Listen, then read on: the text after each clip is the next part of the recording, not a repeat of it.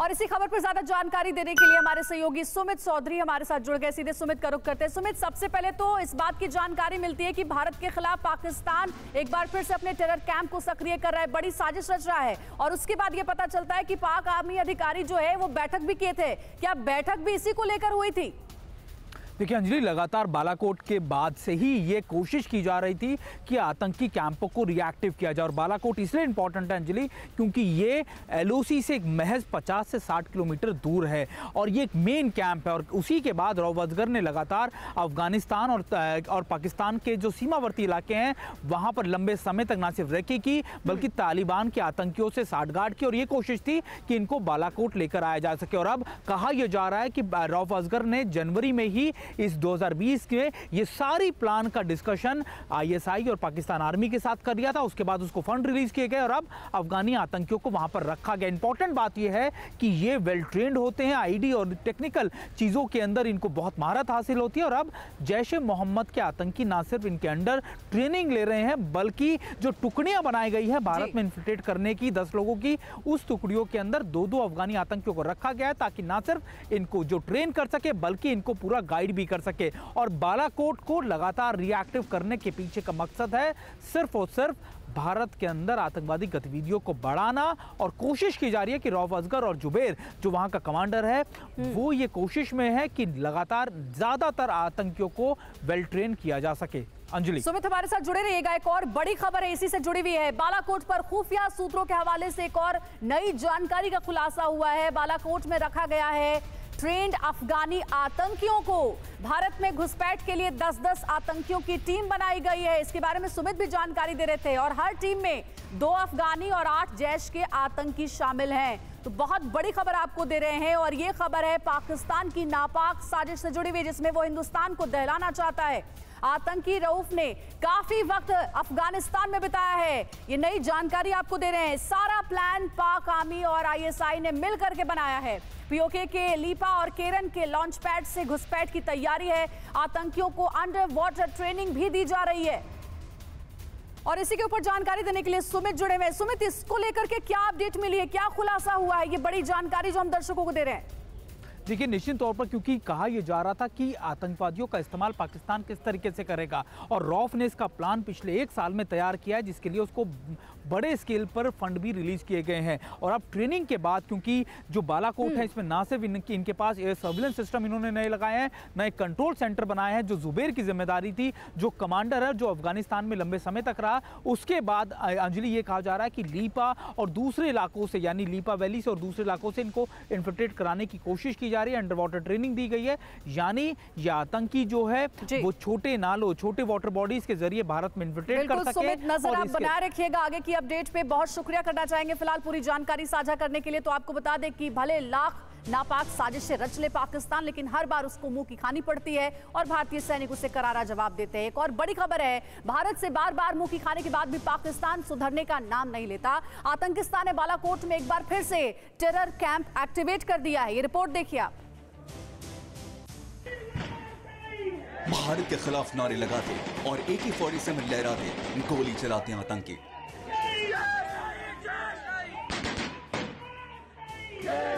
ये पाकिस्तान के बालाकोट का वही आतंकी कैंप है जिसे हिंदुस्तान के वायु वीरों ने 26 फरवरी 2019 को एयर स्ट्राइक में तबाह कर दिया था।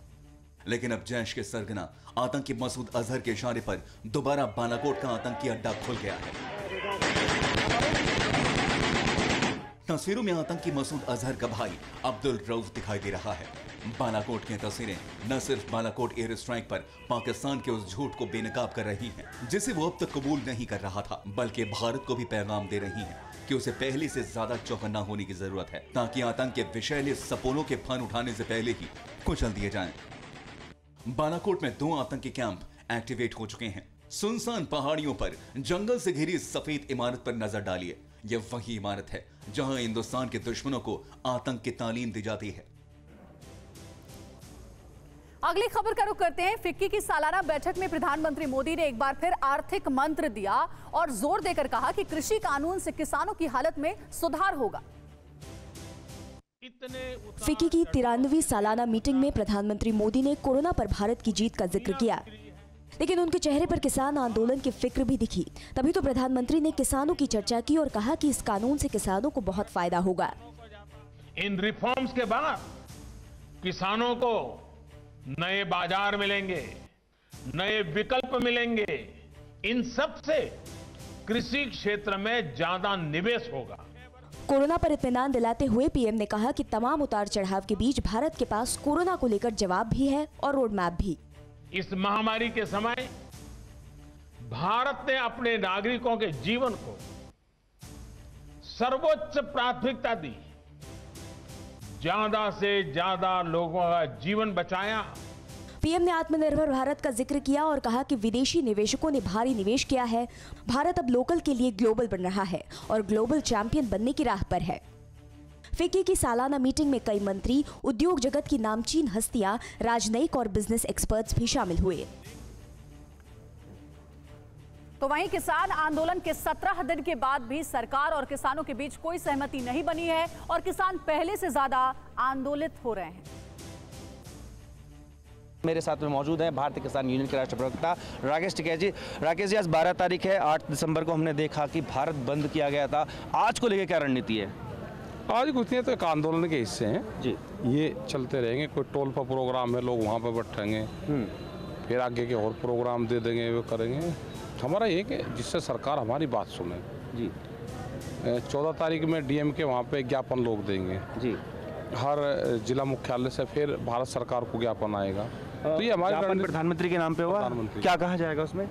यही जो बिल हैं इनको वापसी का एक बड़ा सवाल है और भी जो लोकल की वहाँ की समस्या होगी लोग उसको भी भेजेंगे, आप अपने तरीके से लिख कर भेजेंगे। सरकार के इसमें संशोधन के लिए तैयार है, जो भी आपने खामियां गिनाई हैं?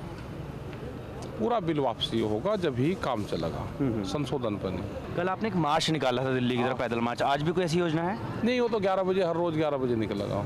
हर रोज निकालेंगे जब तक सरकार सुन ना ले? हाँ, हर रोज भी यहाँ से लोग चलेंगे, मार्च काटेंगे, अपनी मीटिंग करेंगे, वापसी आ जाएंगे। अमेरिका से तनातनी के बीच रूस ने दुनिया को परमाणु हमला करने की ताकत दिखाई है और साथ ही रूस ने कई लंबी दूरी की क्रूज मिसाइलें भी लॉन्च की हैं। अमेरिका में जैसे जैसे सत्ता परिवर्तन की तारीख नजदीक आ रही है, चीन और रूस उसे परमाणु हमले की झलकियां दिखा रहे हैं। सुपर पावर को हाथ में रखने के लिए रूस ने ऐसा एक सैन्य अभ्यास किया जिसमें पनडुब्बियों, जमीन के नीचे बनी अड्डों और एयरक्राफ्ट के जरिए अपनी ताकत का एहसास कराया गया। बड़ी बात यह है कि सैन्य अभ्यास में परमाणु पनडुब्बी करेलिया से बैलिस्टिक मिसाइल का भी टेस्ट लॉन्च किया गया। जब दुनिया में चारों तरफ एक देश दूसरे देश को अपनी ताकत दिखा रहा है, रूस ने एक साथ मिसाइल्स की बारिश कर दी है। तबाही की इसी बारिश के साथ रूस ने पूरी दुनिया को आगाह कर दिया है कि उसकी तैयारी को हल्के में ना ले। बैरेंट्स सी में परमाणु पनडुब्बी करेलिया से इंटरकॉन्टिनेंटल बैलिस्टिक मिसाइल का टेस्ट लॉन्च किया गया। कई लंबी दूरी की क्रूज मिसाइल्स लॉन्च की गई। बम वर्षक विमान Tu-160 और Tu-95 से मिसाइल्स दागी गई। रूस ने बड़े पैमाने पर शक्ति प्रदर्शन किया है। रूस की हरकत अमेरिका को साफ संदेश है, क्योंकि ट्रंप के बाद जो बाइडेन की ताजपोशी की तैयारी है। ऐसे में रूस अमेरिका पर रणनीतिक दबाव बनाने की चाल चल रहा है। अफगानिस्तान की राजधानी काबुल रॉकेट हमलों से दहल गई। हैरानी इस बात की है कि अभी तक इस हमले के पीछे के मकसद का खुलासा नहीं हुआ है।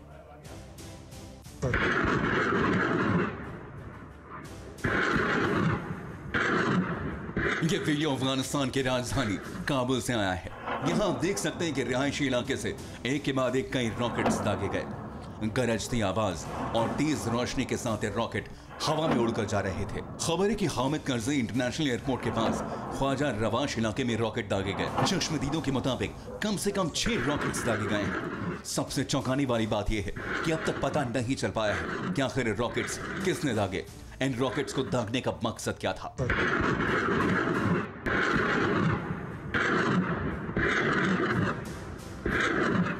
पिछले महीने भी काबुल में 10 रॉकेट्स दागे गए थे। इन रॉकेट्स के गिरने से 3 लोगों की मौत हो गई थी। लेकिन इस बार दागे गए रॉकेट्स लोगों को काफी हैरान कर रहे हैं। इन रॉकेट्स के दागने का मकसद अब भी लोगों को समझ नहीं आया है, लेकिन ये जरूर कहा जा रहा है कि यह काम काबुल में पनाह पा रहे आतंकियों ने किया है। लेकिन असल सच्चाई पूरी जांच के बाद ही पता चल पाएगी। नेपाल में एक बार फिर से हिंदू राष्ट्र की मांग उठने लगी है। चीन के इशारे पर नाचने वाली ओली सरकार के खिलाफ लोग अब सड़कों पर उतर आए हैं।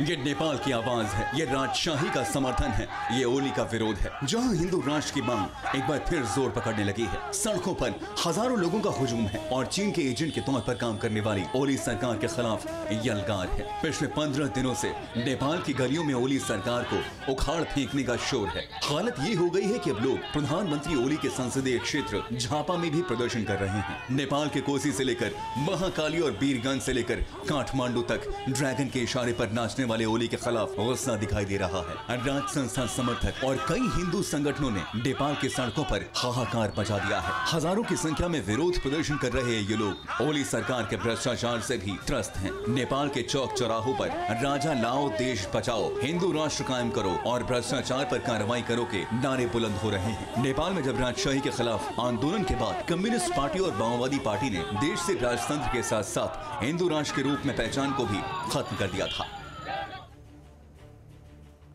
यूपी से खबर है, जहां और ऑनर किलिंग का सिलसिला लगातार जारी है। मैनपुरी में भाइयों ने मिलकर अपनी बहन की बेरहमी से हत्या कर दी। अपने पूरे लाव लश्कर के साथ पुलिस एक खेत में पहुंची। वहां खुदाई शुरू हुई। कुछ देर बाद जमीन के नीचे से एक शव निकाला गया। शव को देखकर पुलिस के भी होश उड़ गए। ये शव एक लड़की का था। दरअसल भाई बहन के रिश्तों को तार तार कर देने वाला यह मामला प्रतापगढ़ से आया है, जहां दूसरी जाति में शादी करने पर भाइयों ने मिलकर अपनी ही बहन की बेरहमी से हत्या कर जमीन के नीचे दफना दिया। दरअसल मृतक लड़की 8 साल से अर्जुन नाम के लड़के से प्यार करती थी। कुछ महीने पहले दोनों ने शादी कर ली। ये उसी शादी की तस्वीरें हैं। शादी से लड़की के घर वाले नाराज थे। लड़की के घर वाले किसी बहाने से उसे अपने घर ले आए। जब कुछ दिनों तक अर्जुन का अपनी पत्नी से संपर्क नहीं हो पाया, तब उसने पुलिस में शिकायत दर्ज कराई। पुलिस ने लड़की के भाई को हिरासत में लेकर सख्ती से पूछताछ शुरू की। तब उसने सारा सच उगल दिया।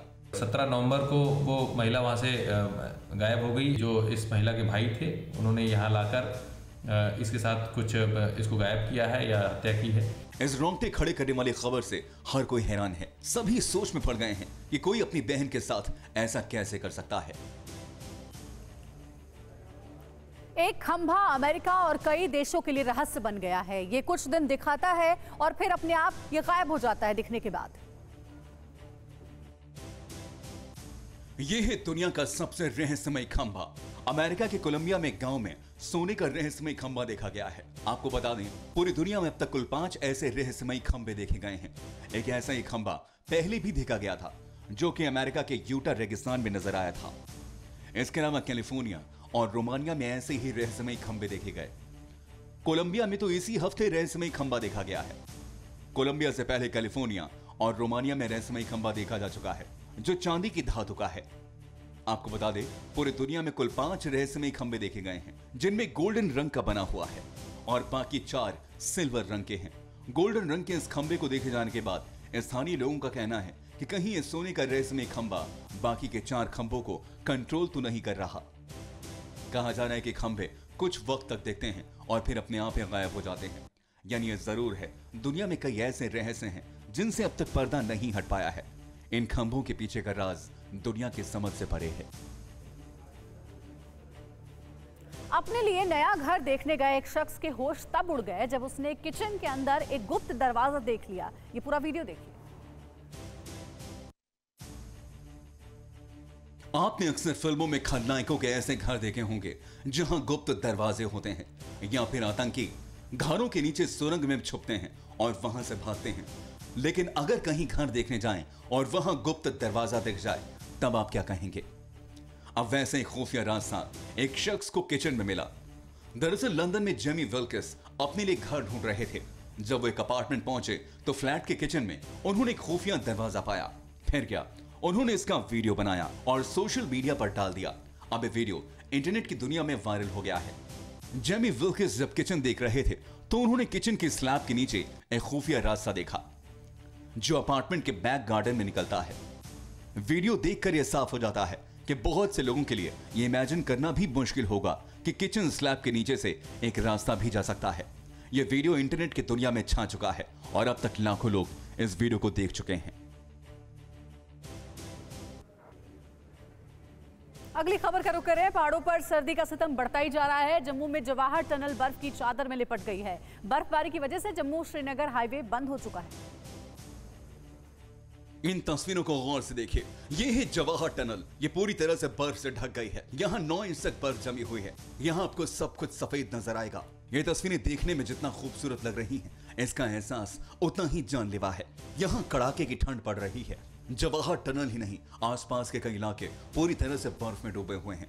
भारी बर्फबारी की वजह से श्रीनगर जम्मू हाईवे को बंद कर दिया गया है। बर्फ हटाने का काम तेजी से जारी है, लेकिन 9 इंच के बर्फ हटाना भी आसान काम नहीं। सीजन की पहली बर्फबारी ने ही यहाँ जिंदगी को आउट ऑफ ट्रैक कर दिया है। अब इस वीडियो को देखिए। ये तस्वीरें श्रीनगर करगिल रोड से आई हैं। यहाँ सब कुछ बर्फ से ढका हुआ है। बर्फ हटाने का काम तेजी से जारी है, लेकिन सैकड़ों टन बर्फ हटाना आसान काम भी नहीं।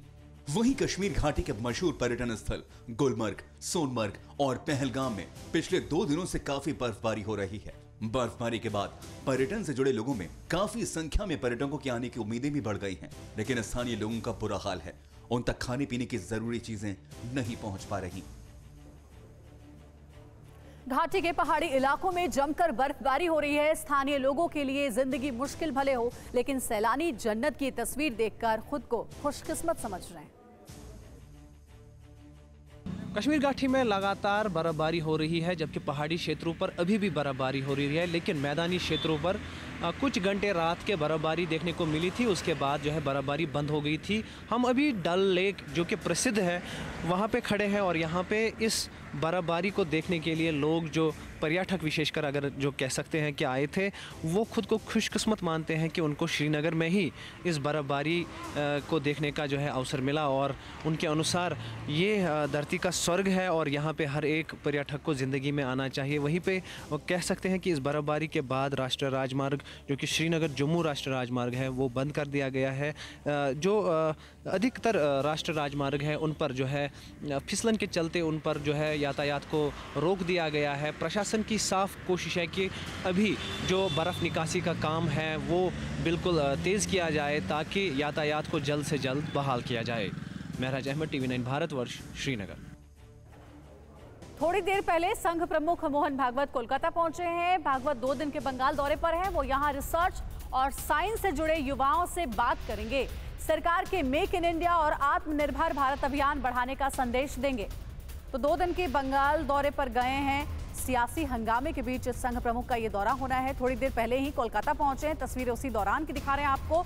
2 दिन तक बंगाल में ही रहेंगे और वहां पर रिसर्च और साइंस से जुड़े युवाओं से बातचीत करेंगे। न्यूज़ टॉप 9 रोज सुबह 7 बजे और शाम 7 बजे सिर्फ TV9 भारतवर्ष पर।